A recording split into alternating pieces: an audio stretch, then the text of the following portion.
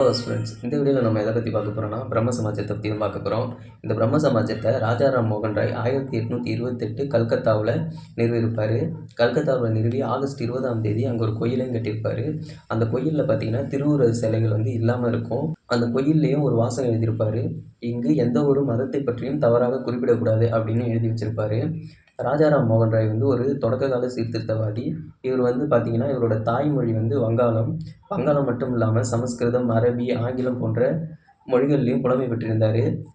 இந்த பிரம்ம சமாஜத்தோட நோக்கம் என்னென்னா, ஒரு கடவுள் கோட்பாடு, உருவ வழிபாடு, எதிர்ப்பு. இதுதான் இந்த பிரம்ம சமாஜத்தோட நோக்கம். இந்துக்களின் மறைநூல்கள் ஒரு கடவுள் கோட்பாட்டை வெளிப்படுத்துது அப்படின்னு ராஜாராம் மோகன் ராய் சொல்லியிருக்காரு. 1829 வில்லியம் பெண்டிங் தலைமையில் சதி ஒழிப்பு சட்டத்தை இயற்றிருப்பார் நம்ம ராஜாராம் மோகன் ராய்.